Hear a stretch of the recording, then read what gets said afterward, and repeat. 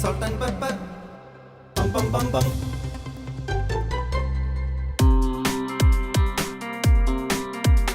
Hello, Eastern salt and പെപ്പറിലേക്ക് സ്വാഗതം. അപ്പോൾ ഇന്നത്തെ ഈസ്റ്റേൺ സോൾട്ട് ആൻഡ് പെപ്പറുമായിട്ട് പത്തനംതിട്ട ജില്ലയിലെ എക്കോ ടൂറിസത്തിൻ്റെ ഭാഗമായിട്ടുള്ള കോന്നി ആനക്കൊട്ടിലാണ് നിൽക്കുന്നത്. ഈ ആനക്കൊട്ടിലെ പ്രത്യേകത എന്ന് പറഞ്ഞാൽ ഇത് സ്ഥാപിതമായത് 1810-ലാണ്. ഇവിടെ അവസാനമായിട്ട് ഒരു ആനയെ പിടിക്കുന്നത് 1977-ലാണ്. അതിനുശേഷവും ഇപ്പോൾ ഇവിടെ ആനകളൊക്കെ ഉണ്ട്. അത് പിന്നെ ആന അങ്ങനെ കാട്ടുപോയി പിടിക്കാറൊന്നുമില്ല. അത് സ്വാഭാവികമായി കുഴിയിൽ വീണോ അല്ലെങ്കിൽ അവശതയായിട്ടൊക്കെ വരുന്ന ആനകളെ കിട്ടുന്നതിനെ ഇവിടെ കൊണ്ട് സംരക്ഷിക്കുന്നു എന്നേ ഉള്ളൂ. അത് മാത്രമല്ല, ഇത് ഇപ്പോൾ കോന്നി എക്കോ ടൂറിസത്തിൻ്റെ ഭാഗമായിട്ടാണ് ഈ ആനക്കൊട്ടിൽ ഇവിടെ പോകുന്നത്. ഇവിടെ എലിഫൻറ്റ് സഫാരി ഉണ്ട്, പിന്നെ കൊച്ചാനകളൊക്കെ ഉണ്ട്. ഇത് ഭക്ഷണമോ എപ്പോഴും ഇങ്ങനെ കഴിച്ചുകൊണ്ടിരുന്നാൽ മതിയോ? തടിയൊക്കെ വെക്കും. വല്ലപ്പോഴേക്കും ഇതുപോലെയൊക്കെ ഇറങ്ങി നടന്ന് കാഴ്ചകളൊക്കെ കാണണ്ടേ? നല്ല ആരോഗ്യമുള്ള ശരീരം വരും. നമുക്ക് ഈ ആനക്കൊട്ടിലെ കുറേ വിശേഷങ്ങൾ കാണാം. അത് മാത്രമല്ല, 2 കുഞ്ഞ് ആനകളൊക്കെ ഉണ്ട്, ഒന്ന് കണ്ടേക്കാം. കുറയാനൊന്നും പറ്റത്തില്ല.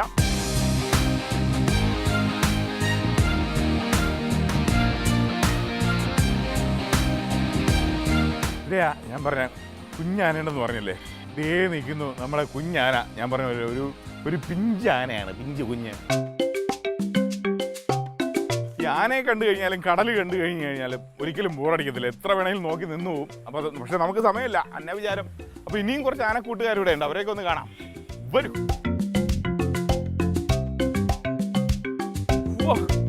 എൻ്റെ അമ്മേ, ഇതാ നോക്കിയേ, ഇതെന്താ തൃശ്ശൂർ പൂരോ? 1 2 3 4 5 6.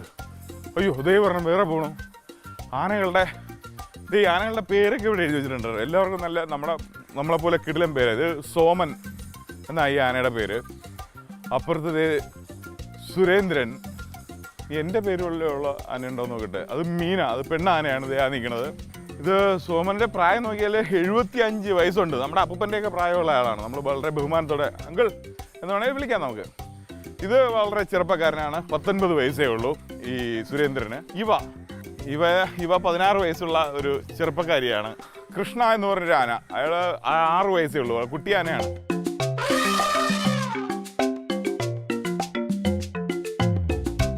ആനകളൊക്കെ ഭക്ഷണം കഴിക്കണു, നമുക്കെന്തെങ്കിലും കഴിക്കണ്ടേ? എന്നാൽ പിന്നെ നമുക്ക് അങ്ങോട്ട് പോകാല്ലേ?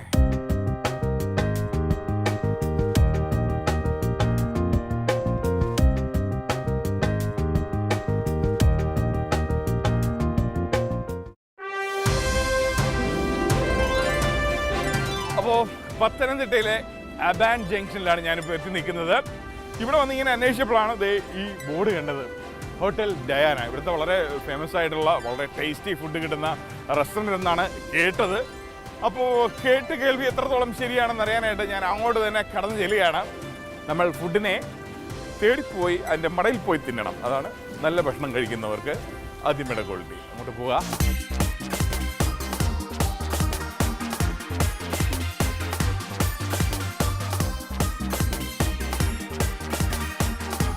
Hi, good morning. Kaumudi TV നിന്ന് പ്രദീപ്, സോൾട്ട് ആൻഡ് പെപ്പർ. സജിചേട്ടൻ മോനാണോ? പേര് ഷോൺ. അടിപൊളി പേര്. ഞാൻ ഇവിടെ ഇരിക്കാം.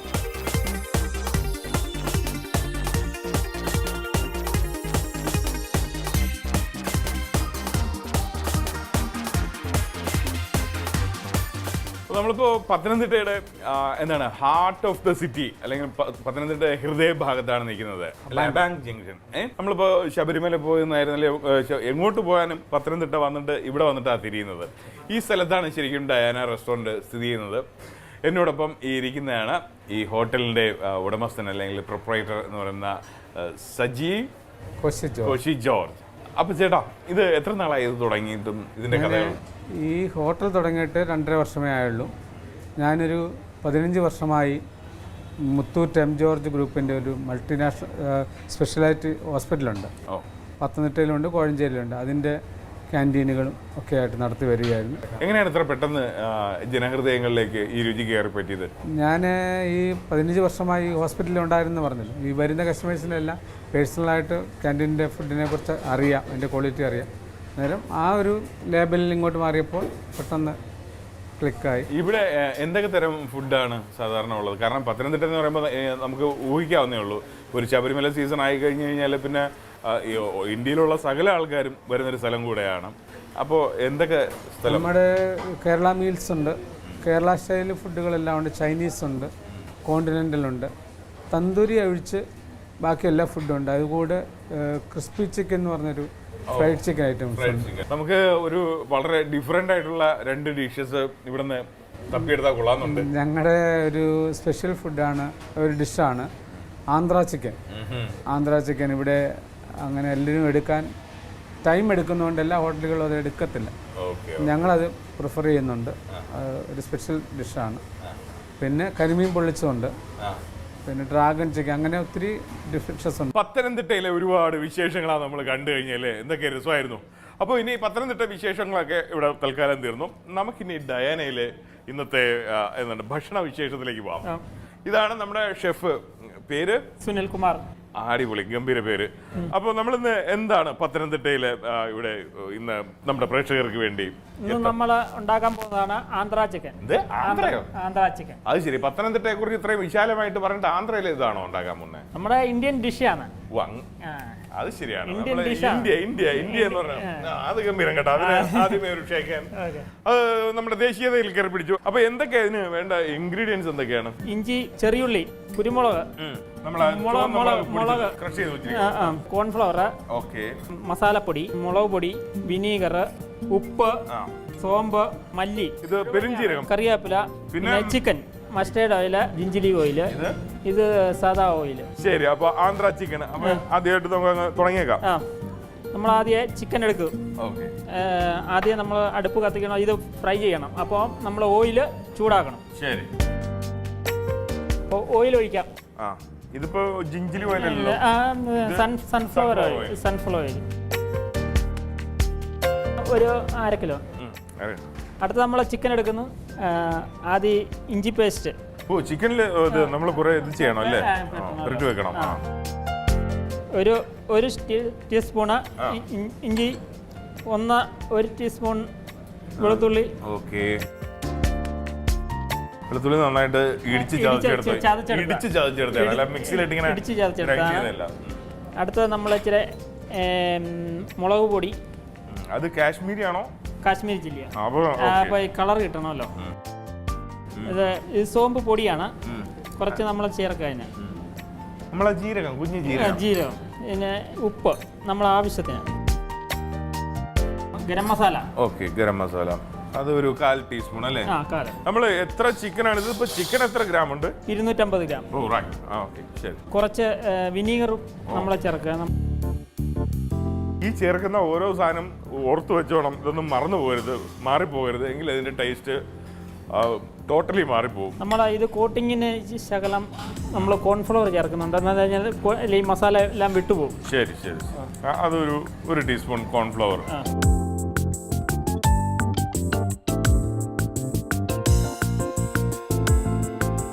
എണ്ണ ചൂടായിരിക്കുന്നു, നമ്മളിത് ഫ്രൈ ചെയ്തെടുക്കണം. ആദ്യ സ്റ്റെപ്പ് എന്ന് പറയുന്നത് ഇതാണ്, ഫ്രൈ ചെയ്തെടുക്കണം. ഫ്രൈ ചെയ്ത്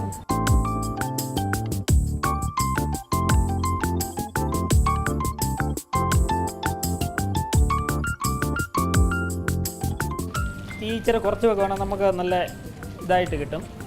കൂടുതൽ ഉള്ള് വേകാതിരിക്കുമല്ലോ.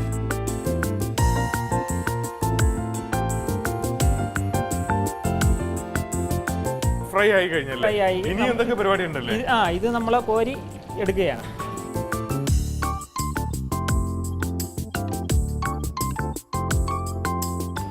അടുത്ത നമ്മൾ ഈ ഓയിൽ താത്ത് വെച്ചിട്ട് ചട്ടി അടുത്ത കടായി എടുക്കുകയാണ്. ശരി ശരി, ഓക്കെ, ശരി. ആദ്യം ഓയിൽ ഒഴിക്കുക. ഇനി ഒഴിക്കുന്ന ഓയിൽ ഏതാ? ജിഞ്ചിലി ഓയിൽ. ജിഞ്ചിലി ഓയിൽ, എനിക്ക് അതിന്റെ പേരാണ് ഭയങ്കര ഇഷ്ടപ്പെട്ട. ജിഞ്ചിലി, മസ്റ്റേർഡ് ഓയിൽ. ഇത് രണ്ടും മിക്സ് ആണല്ലേ? 3 ഓയിലാണ് ഈ ഡിഷിലേക്ക് വേണ്ടിയിട്ട്, ആന്ധ്ര ചിക്കനിലേക്ക് വേണ്ടി ഇറങ്ങാൻ പോകുന്നത്. കണ്ടല്ലോ, 2 സ്പൂൺ ജിഞ്ചിലി ഓയിലും 1 spoon mustard oil. Mustard oil. ഇതിന്റെ മെയിൻ ഐറ്റം എന്ന് പറഞ്ഞാൽ മല്ലി മുഴുവനേ ഉള്ളത്. 1 ടീസ്പൂൺ ജീരകം, പെരുംജീരകം. ബാക്കി ചെറിയ ഉള്ളിയാണ്. ചെറിയ ഉള്ളി ഇങ്ങനെ ചെറുതായിട്ട് അരിഞ്ഞ് വെച്ചാണ്, മറ്റേ ഇടിച്ച് ചതച്ചൊന്നുമല്ല. അല്ലല്ല, ഇതിന്റെ ഒരു 1/2 പോർഷനോളം ചെറിയ ഉള്ളി അരിഞ്ഞതിട്ടു. അതിനുശേഷം നമ്മൾ ശകലം ഇഞ്ചി പേസ്റ്റ് നമ്മൾ ശകലം ചേർത്തേക്കാം. ഒരു 1/4 ടീസ്പൂൺ. ഒരു 1/4 ടീസ്പൂൺ ജിഞ്ചർ. Same proportion.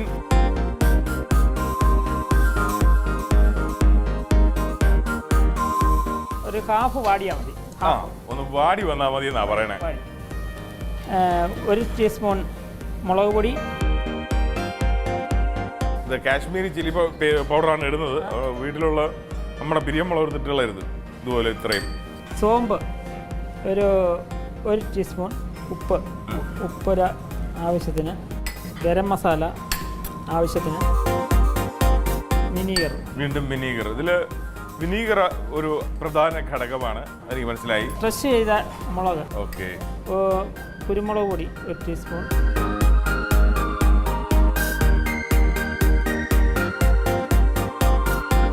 വെള്ളം. ആവശ്യത്തിന് വെള്ളം. എനിക്ക് ഭയങ്കര ഇഷ്ടപ്പെട്ടു കേട്ടോ. ആ ഒരു നമ്മുടെ ആന്ധ്രയുടെയൊക്കെ ഒരു മസാലേൻ്റെ സ്മെല്ല് പെട്ടെന്ന് ഇങ്ങെത്തി. നമുക്ക് കുറച്ച് കരിയാപ്പില ആവശ്യത്തിന് ഗാർണിഷായിട്ട് മേലിൽ ഇട്ടാൽ മതി. അടുത്ത നമ്മൾ ചിക്കൻ ഫ്രൈ ചെയ്ത് ഇടുക. ഇട്ടിട്ട്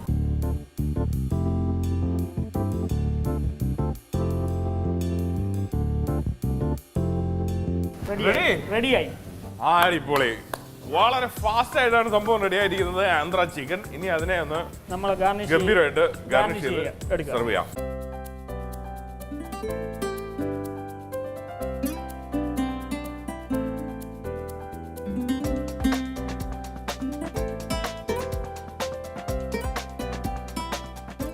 മതി കണ്ടത്. ഇനി മലയാളിയായിട്ടുള്ള ഞാൻ ഈ ആന്ധ്ര ചിക്കൻ ഒന്ന് ടേസ്റ്റ് ചെയ്ത് നോക്കട്ടെ. എന്താണ് ഇതിന്റെ ടേസ്റ്റ് എന്ന് അറിയണമല്ലോ. മണം ഗംഭീരമായിട്ടുണ്ട്.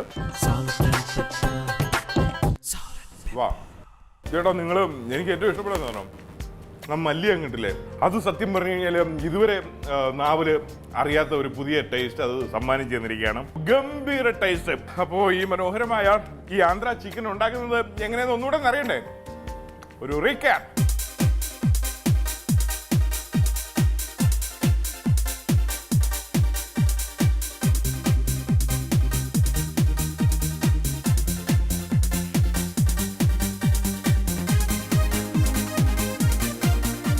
എന്താണ് നമ്മൾ വീണ്ടും ആന്ധ്രയിലെ വിഭവം? ആന്ധ്രയില്ല, നമ്മളിപ്പോൾ കേരള ഫേമസ് ആയിട്ടുള്ള ഒരു സാധനമാണ് കരിമീൻ എന്ന് പറയുന്ന ഒരു സാധനം. കരിമീൻ അടിപൊളി. അപ്പൊ നമ്മൾ വീണ്ടും കേരളത്തിലേക്ക് ഇങ്ങ് തിരിച്ചു വന്നിരിക്കണം. കരിമീൻ എന്താണ് നമ്മൾ ചെയ്യാൻ പോണേ? കരിമീൻ പൊള്ളിച്ചതാണ് ഇപ്പോൾ നമ്മൾ ഉണ്ടാക്കാൻ പോകുന്നത്. നമുക്ക് തുടങ്ങാം. പേര്? എൻ്റെ പേര് രാജ്കുമാർ. രാജ്കുമാർ, ഗംഭീര പേര്. നമ്മുടെ ആന്ധ്രയിലുള്ള മുൻ മുഖ്യമന്ത്രിയുടെ പേര് തന്നെയാണ്. അപ്പോൾ ഒരു ആന്ധ്ര ടച്ച് വീണ്ടും കിടപ്പുണ്ട്. എന്തൊക്കെയാണ് ഇതിന് വേണ്ട ഇൻഗ്രീഡിയൻസ്? കരിമീൻ, coconut oil, chilli powder, turmeric powder, lemon, ഇത് ക്രസ്റ്റ് ചില്ലി, കടുക് പേസ്റ്റ് ആക്കി വെച്ചേക്കുന്നത്, പിന്നെ കൊറിയാണ്ടർ പൗഡർ, പിന്നെ ബ്ലാക്ക് പെപ്പർ ക്രസ്റ്റ്, പിന്നെ ചെറിയുള്ളി ചതച്ചത്, പിന്നെ ജിഞ്ചർ ഗാർലിക് പേസ്റ്റ് അടിച്ചു വെച്ചത്, പിന്നെ കറിവേപ്പില. ആദ്യം നമുക്ക് ഈ ചെറിയുള്ളി ജിഞ്ചർ ഗാർലിക് ഇതിന്റെ പച്ച മണം മാറാൻ വേണ്ടിയിട്ട് വെളിച്ചെണ്ണയ്ക്കകത്ത് ചെറുതായിട്ടൊന്ന് ഷോർട്ട് ചെയ്തെടുക്കാം.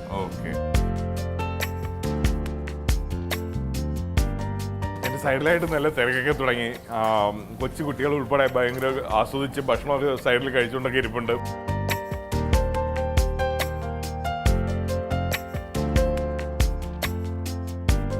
അപ്പോൾ ഇത് നമ്മൾ ഇതിൻ്റെ ഇത് മാറ്റി വെച്ച് കഴിഞ്ഞു.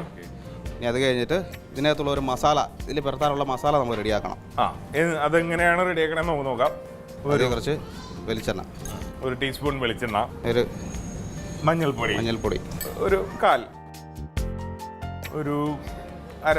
1/4 spoon Kashmiri chilli powder, crushed chilli, പിന്നെ കടുക് അരച്ച് പേസ്റ്റ് ആക്കിയത്, അതൊരു കുറച്ച് കൂടുതൽ ചേർന്നുണ്ട്, 2 സ്പൂൺ മല്ലിപ്പൊടി, അതൊരു ശകലം, ഒരു നുള്ള് എന്നൊക്കെ പറയും പോലെ, ക്രഷ്ഡ് പെപ്പർ ക്രഷ് ചെയ്തത്, പിന്നെ ഒരു ലൈം ബ്രിഡ്ജ്, ഒരു നാരങ്ങയുടെ 1/4 ഭാഗം.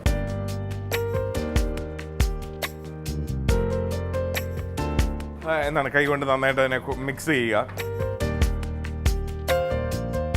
ഇതിൻ്റെ അകത്ത് നമ്മൾ ഓൾറെഡി വിനീഗറും ഉപ്പും ചേർത്തിട്ട് ഈ സാധനം നല്ലപോലെ പുതിനാനാണ് വെച്ചേക്കുന്നത്, വെള്ളത്തിൻ്റെ അകത്ത് വെച്ചിട്ട്. അപ്പോൾ ഇതിൻ്റെ അകത്ത് ഓൾറെഡി നമ്മൾ ഉപ്പ് ഓൾറെഡി ചേർത്തിട്ടുണ്ട്. അപ്പോൾ ഇനി സെപ്പറേറ്റ് ഉപ്പ് ചേർക്കേണ്ട ആവശ്യമില്ല.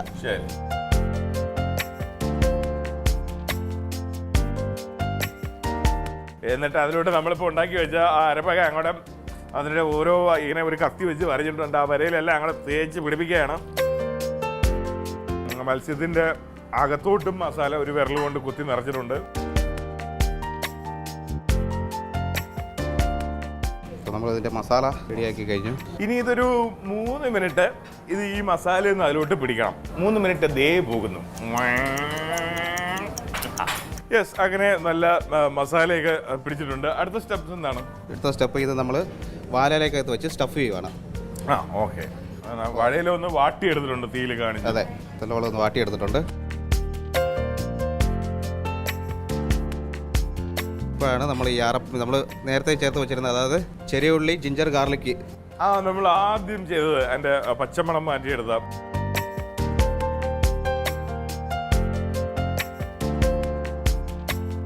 അതിൻ്റെ കൂടെ കറിവേപ്പിലയും അതിൻ്റെ കൂടെ വെക്കണം അല്ലേ? പച്ച കറിവേപ്പില.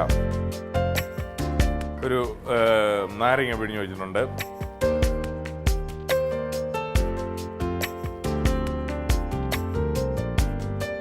അങ്ങനെ അത് രണ്ടും തയ്യാറായി കഴിഞ്ഞു. എങ്ങനെയാണ് ചെയ്തതെന്ന് കണ്ടല്ലോ. ഇനി അടുത്തെന്താ സ്റ്റെപ്പ്? അടുത്ത് നമ്മൾ ഇത് സ്റ്റീമിലേക്ക് വയ്ക്കുകയാണ്. സ്റ്റീം ചെയ്താണ് എടുക്കുന്നത് അല്ലേ? പുള്ളിക്കാം.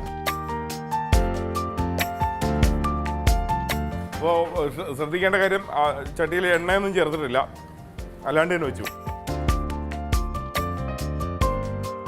ഒന്ന് ഇടയ്ക്കിടയ്ക്കൊക്കെ ഒന്ന് പ്രസ് ചെയ്ത് കൊടുക്കും, ചൂട് നന്നായിട്ട് കിട്ടാൻ വേണ്ടിയിട്ടാണ്. ഇത് എത്ര സമയം എടുക്കും? മൊത്തത്തിൽ ഒരു സൈഡ് വെന്ത് വരുമ്പോഴത്തേക്ക് ഒരു 3 മിനിറ്റ്. 3 മിനിറ്റ് ആകുമ്പോഴത്തേക്ക് നമ്മൾ മരിച്ചിട്ട് ഇടുക. പിന്നെ ആദ്യത്തെ മരിച്ചിട്ട് കഴിഞ്ഞ ഉടനെ ഈ സാധനം അടച്ചു വെക്കുക. ഇനി എത്ര സമയം കഴിയാണ് ഈ അടപ്പ്? 2 മിനിറ്റ് മതി. 2 മിനിറ്റ്. ആ 2 മിനിറ്റിലേക്ക് അപ്പോൾ 2 കൂടെ 3 6 മിനിറ്റ് എടുത്തു. നമ്മൾ 6 മിനിറ്റിന് ശേഷം തിരിച്ചു വരുമ്പോഴേക്കും ഇവിടെ ഒരെണ്ണം തയ്യാറായി കഴിഞ്ഞു. ഇത് തൽക്കാലം തുറക്കണ്ട, അതവിടെ ഇരിക്കട്ടെ, അതെനിക്ക് വീട്ടിൽ കൊണ്ടുപോകാൻ. അടുത്ത് നമുക്ക് തുറക്കാം. ഇങ്ങനെയാ അതെടുക്കുന്നത്. ഇതിനിടയ്ക്ക് ശകലം വെളിച്ചെണ്ണ ചീനച്ചട്ടിക്ക് അകത്തോട്ട് ഒഴിച്ചു കൊടുത്തിട്ടുണ്ട്. കരിഞ്ഞു പോകാണ്ടിരിക്കാനാണ്, അടി പിടിക്കാണ്ടിരിക്കാനാണ് അത് ചെയ്തത്. കരിമീൻ പൊള്ളിച്ചത് എത്തിക്കഴിഞ്ഞു. കരിമീൻ മാത്രമല്ല, കൂടെ വെച്ചിരുന്ന ടൂത്ത് പിക്കും നന്നായിട്ട് പൊള്ളിയിട്ടുണ്ട്.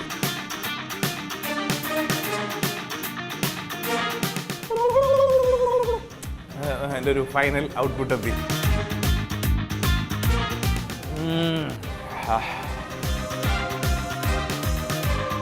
ഇതിൻ്റെ മുകളിലേക്ക് ശകലം നമ്മുടെ ടേസ്റ്റിനനുസരിച്ച്. ഇത് ഈ കരിമീൻ പൊള്ളിച്ചത് ആലപ്പുഴ സ്റ്റൈലാണോ പത്തനംതിട്ട സ്റ്റൈലാണോ? പത്തനംതിട്ട സ്റ്റൈലാണ്. നമ്മൾ ആലപ്പുഴ കഴിക്കുന്ന ആ സ്റ്റൈലല്ലേ ഇത് പത്തനംതിട്ടക്കാരുടെ സ്റ്റൈലാണ്. ആ സ്റ്റൈലാണ് എടുത്തിരിക്കുന്നത്. കുറച്ച് ബ്ലാക്ക് പെപ്പറും കൂടെ അതിൻ്റെ മുകളിൽ വിതറിയിട്ടുണ്ട്. ഇനി അതിനെ ചെറുതായിട്ടൊന്ന് ഗാർണിഷ് ചെയ്തെടുക്കണം.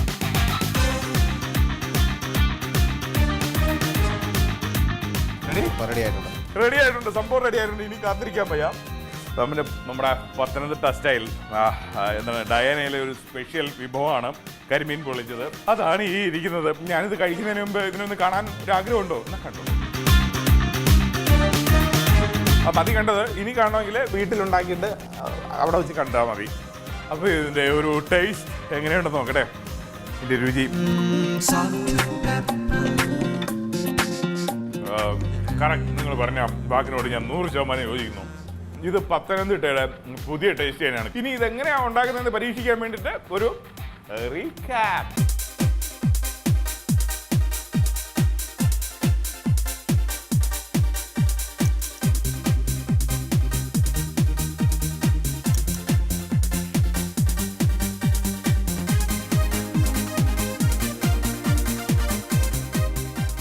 ഞാൻ ആലോചിക്കുമായിരുന്നു, ഞാനിനി നാട്ടുകാരോട് എന്തു പറയും? ആലപ്പുഴ പോയി കരിമീൻ പൊള്ളിച്ചത് കഴിക്കണോ അതോ പത്തനംതിട്ട പോയി കഴിക്കണോ? എന്തായാലും ഒരാഴ്ച വേണ്ടി വരും എനിക്കിതിനൊരു ഉത്തരം പറയാനായിട്ട്.